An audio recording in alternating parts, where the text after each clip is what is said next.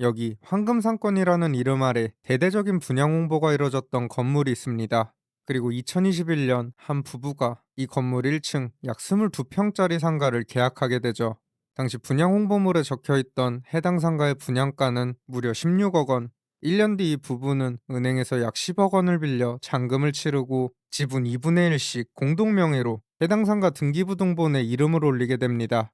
이후 이 자리엔 편의점이 들어섰는데요. 하지만 시간이 흘러 2026년 이 편의점은 문을 닫았고 내부는 엉망진창이 된 채 감정가 18억 8천에서 무려 92% 폭락한 최저가 1억 5천의 새로운 주인을 애타게 기다리고 있습니다. 과연 이 건물에선 무슨 일이 벌어졌던 걸까요?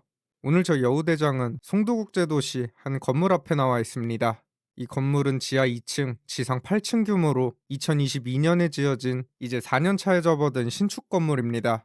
그래도 이 정도면 어느 정도 상권이 자리를 잡았어야 할 시간이지만 어찌된 일인지 이 앞으로 가는 사람은 좀처럼 보이지 않고 곳곳엔 공실이 가득합니다. 현재 대로변 1층 상가 가운데 영업 중인 가게는 단 두 곳뿐, 나머지 점포 유리창엔 임대문이 안대문이나 임대가 확정됐다는 현수막만 줄줄이 붙어 있습니다.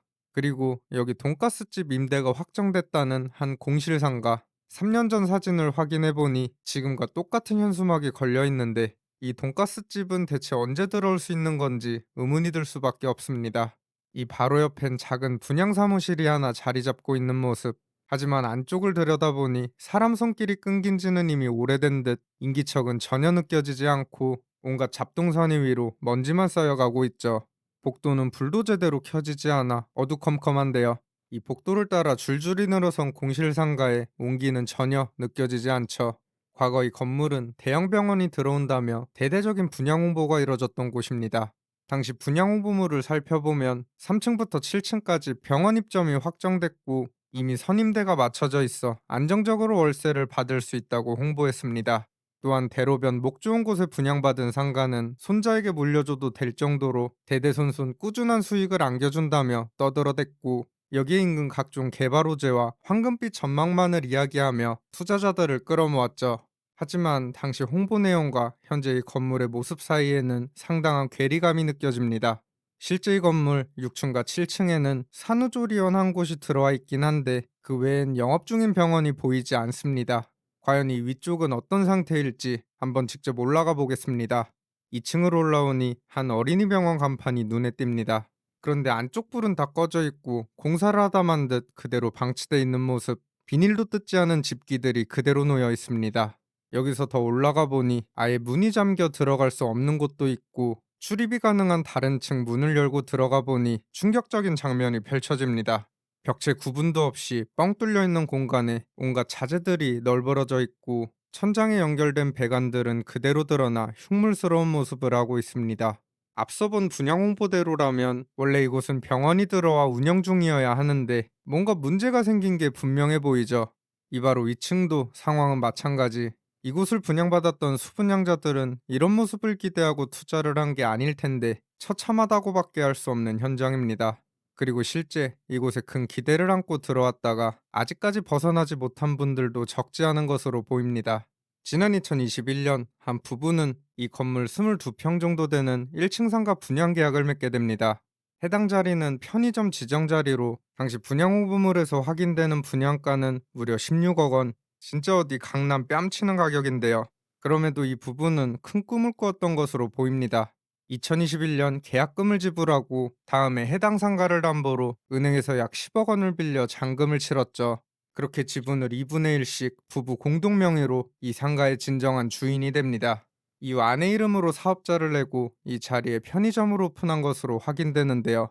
그렇게 승승장구하기만을 기대했겠지만 앞서 보신 것처럼 병원이 들어온다던 자리는 폐허처럼 변해버렸고 황금상권이라던 이곳의 유동인구는 그야말로 바닥을 치게 됩니다. 이 편의점이 잘 되려면 어쨌든 오고 가는 손님이 많아야 하는데 공실로 가득한 이 건물엔 사람이 그리 많이 오가질 않았고 바로 앞에 아파트가 하나 있긴 했지만 그마저도 단지 안에 편의점이 따로 하나 운영 중이었습니다. 장사가 될래야 잘 될 수가 없는 환경. 그렇게 결국 몇 년 지나지 않아 이 편의점은 폐업을 하게 됩니다. 그리고 이 부부가 은행에서 빌렸던 10억이라는 엄청난 돈, 이율을 6%로만 잡아도 단순 계산으로 한 달 이자가 500만 원입니다. 실로 엄청난 부담 속에서 이 부부는 살고 있던 아파트까지 정리한 것으로 확인되는데요. 그럼에도 2025년 이 막대한 대출을 끝내 감당하지 못하면서 해당 상가는 경매로 넘어가고 맙니다. 그렇게 진행된 해당 경매 사건에서 이 상가의 감정가는 18억 8천만 원으로 책정됐는데, 하지만 이제 사람들은 이 상가의 차가운 현실을 알아버렸고 이후 가격은 쭉쭉 떨어져 현재 감정가 대비 92% 폭락한 최저가 1억 5천만 원의 경매가 진행 중입니다.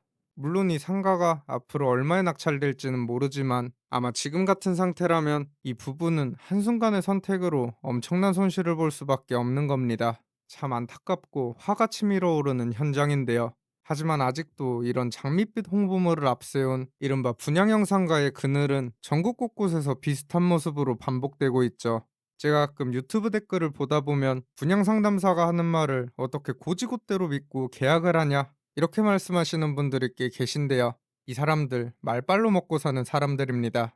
게다가 한번 계약을 성사시키면 수천, 수억씩 분양 수수료가 떨어지기도 합니다. 그만큼 기를 쓰고 팔아먹으려 하고 잘 모르면 그 화려한 언변에 넘어가기 십상이죠. 분양 홍보는 언제나 가장 밝은 그림만 보여줍니다.